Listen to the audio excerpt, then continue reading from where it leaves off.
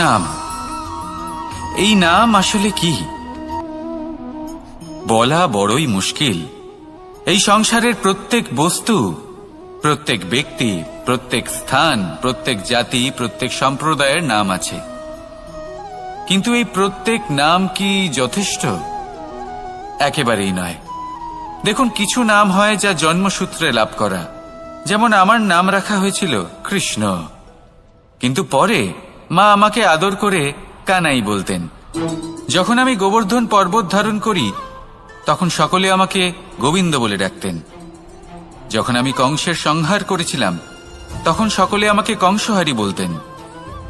যখন আমি গীতাতে জ্ঞানের উপদেশ দিয়েছিলাম তখন সবাই আমাকে যোগেশ্বর ডাকতেন।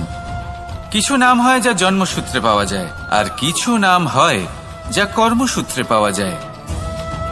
জন্মসূত্রে পাওয়া নাম মৃত্যুর সাথে সাথে শেষ হয়ে যায়, কিন্তু কর্মের দ্বারা প্রাপ্ত নাম মৃত্যুর পরেও অক্ষত থেকে যায়। তাই আপনি এই নামের মোহে কখনোই জড়াবেন না। শুধু কর্ম করতে থাকুন, তাহলেই এই মন আনন্দিত হয়ে উঠবে। আসুন আর আমার সাথে ভালোবেসে বলুন, রাধা রাধা। সংসারের সবথেকে গুরুত্বপূর্ণ বস্তু কি? সবথেকে গুরুত্বপূর্ণ ব্যক্তি কে? সবথেকে গুরুত্বপূর্ণ অস্ত্র কি? আপনার কাছে সবথেকে গুরুত্বপূর্ণ সময় কোনটা? এমন অনেক প্রশ্ন আমাদের মনে আসে, এবং তার উত্তর খোঁজার জন্য আমরা কি না করি, কোথায় কোথায় না যাই, যেখানে এর উত্তর আমাদের কাছেই রয়েছে, আমাদের সামনেই রয়েছে। সংসারের সবথেকে গুরুত্বপূর্ণ ব্যক্তি হলেন তিনি, যিনি এই মুহূর্তে আপনার সাথে রয়েছেন, আপনার সামনে রয়েছেন। সবথেকে গুরুত্বপূর্ণ অস্ত্র হলো সেটাই যা আপনার কাছে রয়েছে। সবথেকে গুরুত্বপূর্ণ বস্তু সেটাই যেটা এই মুহূর্তে আপনার হাতে রয়েছে। সবথেকে গুরুত্বপূর্ণ পুঁজি সেটাই যেটা এই মুহূর্তে আপনার সাথে রয়েছে। আর সবথেকে শ্রেষ্ঠ এবং গুরুত্বপূর্ণ ফল সেটাই যেটা আপনি এই মুহূর্তে ভোগ করছেন। যা আছে তা এই মুহূর্তেই আছে। পর মুহূর্তে আপনি থাকবেন কিনা সেটা আপনিও জানেন না। তাহলে বাকি কোনো ব্যক্তি বা বস্তু বা অস্ত্র বা ধনের বিষয়ে আপনি কি বা বলবেন? জীবন যদি থাকে তাহলে তা এই মুহূর্তে আছে, বর্তমানে আছে। অন্য সবই ভাবনা এবং কল্পনা মাত্র। তাই এই জীবন উপভোগ করুন, শুধু আনন্দই আনন্দ পাবেন। আসুন আর আমার সাথে ভালোবেসে বলুন, রাধা রাধা। সারল্য। মানুষ সবসময় এমন কিছু খোঁজে যা সরল, এমন পথ খোঁজে যা সরল, সেই সকল বস্তুর পেছনে ছোটে যা সহজেই পাওয়া যায়। আপনি আমাকে বলুন, যদি সবই সহজে পাওয়া যেত তাহলে আনন্দ কিসে থাকতো? আপনি আমাকে বলুন, সরল কোনটা? দুঃখ ভোগ করার পর চোখের জল ফেলা, নাকি হাসি মুখে অন্য কাউকে সাহস জোগানো? সরল কোনটা? পড়ে যাওয়ার পরে কাউকে সাহায্যের জন্য অনুরোধ করা, নাকি স্বয়ং নিজের পায়ে উঠে দাঁড়িয়ে শক্তি অর্জন করা? সরল কোনটা? ঝড় বৃষ্টি আসার পরে নিজের ভেঙে যাওয়া বাড়ি দেখে চোখের জল ফেলা, নাকি মাটিতে জল দিয়ে আবার নিজের বাড়ি মেরামত করে পুনর্নির্মাণ করা? কোনটা সরল? আপনি দেখবেন সেটাই সরল যেটা শেষে আপনাকে যন্ত্রণা দেবে। সরল পথ নির্বাচন করবেন না, উচিত এবং শ্রেষ্ঠ লক্ষ্য নির্বাচন করুন। পথ যেমনই হোক না কেন তা আপনাকে মেনে নিতেই হবে। যদি পথ কঠিনও হয় তাও ভালো, কারণ যে ব্যক্তি কঠিন পথে চলা শুরু করেন শেষ পর্যন্ত সাফল্যের ফুল তার চরণেই এসে পড়ে। তাহলে সামনে এগোতে থাকুন আর আমার সাথে ভালোবেসে বলুন, রাধা রাধা। জীবনে কখনো না কখনো এই প্রশ্ন আপনার মনে এসেই থাকে যে আমরা আসলে কে, কোথা থেকে এসেছি, সূত্রপাত কোত্থেকে হয়েছে, লক্ষ্যটা কি আর কোথায় পৌঁছতে চাই, আমাদের অস্তিত্ব কি, আর কেন এই জীবন আমরা লাভ করেছি। আসে, বেশিরভাগ মানুষের মনেই এই প্রশ্ন আসে। আর আসাও উচিত। দেখুন, আপনার অধিকার এটা জানা যে আপনি কে, তাই এটা খুঁজতে থাকুন, ভাবতে থাকুন। কিন্তু তার থেকেও বেশি গুরুত্বপূর্ণ কিছু আছে, আপনার কর্তব্য, নিজেকে সঠিকভাবে গড়ে তোলার কর্তব্য। এটাই বেশি গুরুত্বপূর্ণ, এটাই করুন। নিজেকে নির্মাণ করুন, নিজের কর্মগুলিকে, নিজের গুণগুলিকে, নিজের মূল্য নির্মাণ করুন, যা আপনার অস্তিত্বকে আকার দিতে পারে, আপনার পরিচয়কে আকার দিতে পারে, যা আপনাকে আপনার লক্ষ্যে পৌঁছে দিতে পারে, যা আপনাকে আপনার সূত্রপাত দেখাতে পারে, আপনাকে নির্দেশ দিতে পারে। তারপর নিজেকে খোঁজার কোনো অর্থই থাকে না। নিজেকে নির্মাণ করা বেশি গুরুত্বপূর্ণ হয়ে যায়, আর এটাই হলো বেশি গুরুত্বপূর্ণ কাজ। তাই আপনিও এটাই করুন, আর আমার সাথে ভালোবেসে বলুন, রাধা রাধা। সাফল্য খুব সহজ এক শব্দ। এটা হলো সেই সব শব্দের মধ্যে অন্যতম যা মানুষ একটু বুঝলেই ভাবেন সব বুঝে ফেলেছি। আর যেই উনি বুঝতে পারেন সাফল্য কি, আজীবন সেই সাফল্যের পেছনেই ছুটতে থাকেন। এই সাফল্য হলো একটা খেলার মতো, যাতে মানুষ নিজের সমস্ত জীবন বাজি লাগিয়ে দেন। আর প্রত্যেক খেলার মতোই এরও কিছু নিয়ম রয়েছে। আর প্রাথমিক নিয়ম হলো, এই সাফল্য লাভ করার জন্য সাফল্য লাভ করার স্বপ্ন আপনাকে অবশ্যই দেখতে হবে আগে। হ্যাঁ, কিন্তু শুধুমাত্র স্বপ্ন দেখলেই কিছুই হবে না। স্বপ্ন দেখুন, তারপরে আপনার নিজের নিদ্রাকে ভঙ্গ করতে হবে, দিনরাত পরিশ্রম করতে হবে, দিনরাত চেষ্টা করতে হবে। তবেই এই সাফল্য আপনার কাছে আসবে আর আপনার পদানত হবে। তাহলে স্বপ্ন দেখুন আর পরিশ্রম করে তাকে সার্থক করুন। যদি এটা করেন তবেই সাফল্য সহজেই আপনার কাছে আসবে। আর তখন মন প্রসন্ন হয়ে বলবে, রাধা রাধা। সমস্যা, প্রত্যেকের জীবনেই সমস্যা আসা যাওয়া করে, আর প্রত্যেক মানুষ সমস্যা আসার পর তার সমাধান খুঁজতে উঠে পড়ে লাগেন। কিন্তু যখনই সমস্যার সমাধান হয়ে যায়, আমরা সুপ্রসন্ন হয়ে যাই এবং অসাবধানও হয়ে যাই। আমাদের মনে হয় যে আমরা সম্পূর্ণরূপে সমস্যার অন্ত করেছি, কিন্তু কোথাও না কোথাও একটা ছোট্ট বীজ রয়েই যায়, আর সেই বীজ আমাদের অসাবধানতার ছত্রছায়ায় বড় হতে থাকে, আর তারপর মহা সংকট হয়ে আবার আমাদের উপর আক্রমণ করে। এই সংকট যে কোনো রূপে আসতে পারে, কোনো শত্রুর রূপেও আসতে পারে, বা কোনো মহামারীর রূপেও আসতে পারে।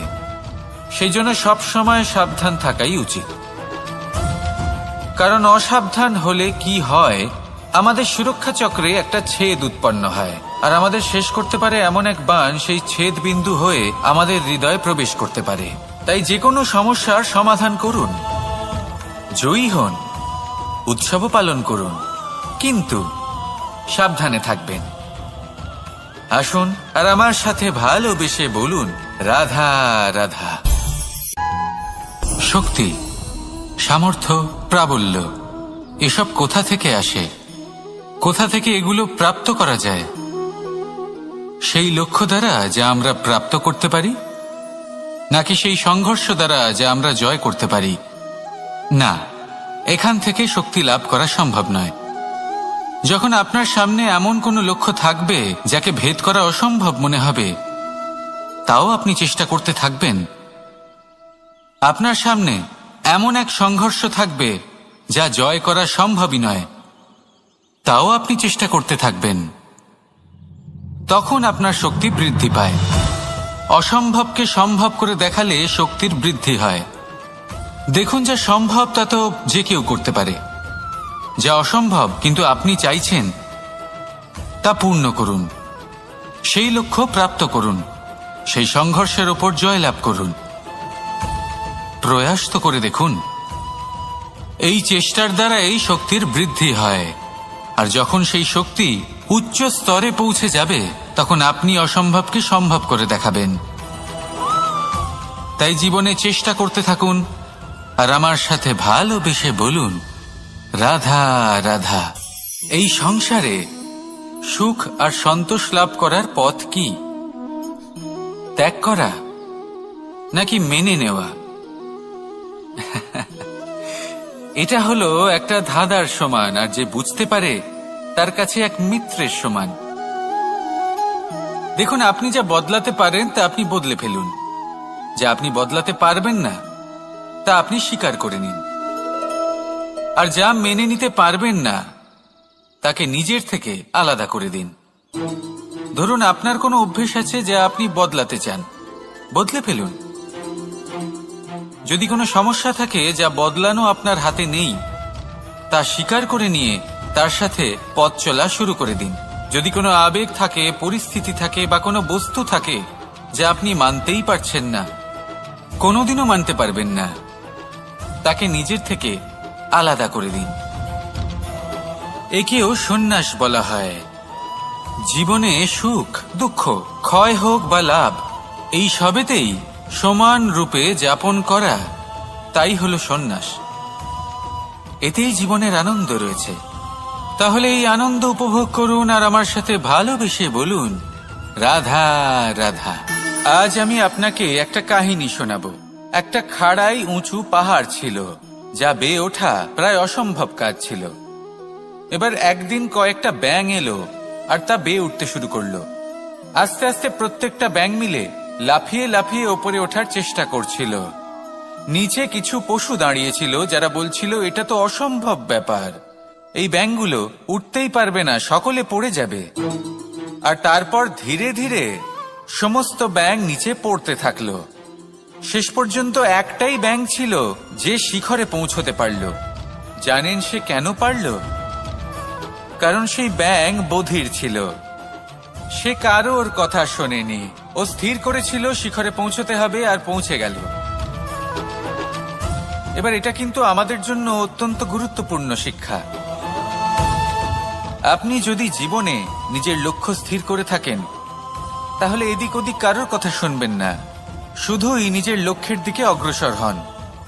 কারণ সাফল্য আপনার প্রচেষ্টার দ্বারাই আপনি পেতে পারেন, অন্যের কথা দ্বারা নয়। তাহলে চেষ্টা করতে থাকুন আর নিজের লক্ষ্য প্রাপ্ত করুন। আর আমার সাথে ভালোবেসে বলুন, রাধা রাধা। এই সূচটা দেখুন, কতটা গুরুত্বপূর্ণ এই সূচ। ওর কতটা ভূমিকা রয়েছে, ও কত রকম ভাবে সাহায্য করতে পারে আমাদের। এর সাহায্যে যদি আপনি চান, তাহলে এক সাধারণ কাপড়কে আপনি পোশাকে পরিবর্তিত করতে পারেন। আপনি যদি চান, তাহলে অনেক ফুল একসাথে নিয়ে একটা মালা বানিয়ে ফেলতে পারেন, বা অলংকার বানিয়ে ফেলতে পারেন। এর সাহায্যে আপনি বাড়িও সাজাতে পারেন। এ হলো অত্যন্ত গুরুত্বপূর্ণ জিনিস। কিন্তু আপনি ভাবুন, যদি এই সূচে এই ছিদ্রই না থাকে, যদি এর সাথে এই সুতোই না জোড়া যায়, তখনও কি এটা এতটাই গুরুত্বপূর্ণ থাকবে? কখনোই না। তখন এটাকে কাউকে কষ্ট দেওয়ার কাজে লাগানো যেতে পারে।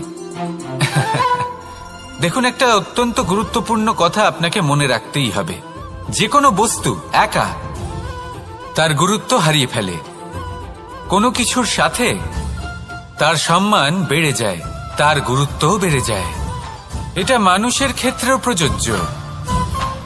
যদি আপনি সামনে এগোতে থাকেন এবং একাই এগোতে থাকেন, তাহলে আপনি যাই করে নিন না কেন, আপনি সেই প্রেম, সেই সম্মান, সেই সম্বল পাবেন না। কাউকে নিজের সাথে নিয়ে চলুন, আপনারও মান বাড়বে। কাউকে তার যোগ্য স্থান দিন, আপনারও সম্মান বাড়বে। ঠিক সেইভাবেই যেইভাবে এই সুতোর দ্বারা সূচের সম্মান বাড়ে, আর যেমন প্রেম দ্বারা গুণের মান বেড়ে যায়।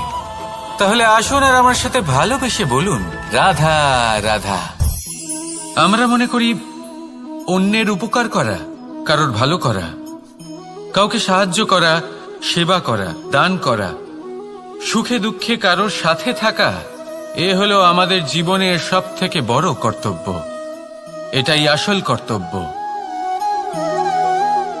কিন্তু এটা কি সত্যি? না। কর্তব্যের জন্য অনেক সময় মানুষকে অনেক অনেক যন্ত্রণা ভোগ করতে হয়। এমন কিছু কর্তব্য থাকে যা পালনের জন্য মানুষকে এমন কিছু পথ দিয়ে যেতে হয় যেখানে কাঁটা আছে, দুঃখ আছে, যন্ত্রণা আছে। বিপদ আছে, সেটা পার করে তবে ও নিজের কর্তব্যকে পূর্ণ করতে পারে। অন্যের উপকার, ভালো কাজ করা, কাউকে সাহায্য করা, দান করা, সেবা করা, সুখে দুঃখে সঙ্গ দেওয়া, এটা কর্তব্য নয়, এটা হলো আনন্দ। কারণ এতে আপনারই জীবন আরো সুখময় হবে, আপনি আরো সুখ পাবেন, আপনার স্বাস্থ্য আরো ভালো হবে, আপনি জীবনে আরো ভালো ভালো মানুষ পাবেন। আর সব থেকে বেশি যদি এ কিছু বাড়িয়ে তোলে, তাহলে তা হলো প্রেম। তাহলে একে কর্তব্য মনে করবেন না, এ হলো শুধুই সেই পথ যাতে অগ্রসর হয়ে আপনি নিজের জীবন অত্যন্ত সুখময় করে তুলতে পারবেন। তাহলে আপনি এটাই করুন, আর আমার সাথে ভালোবেসে বলুন, রাধা রাধা। তোমাদের যদি এই ভিডিওটা ভালো লাগে থাকে তাহলে অবশ্যই একটা লাইক করে দাও, আর এইরকম ভিডিও পেতে গেলে আমাদের সাথে থাকো।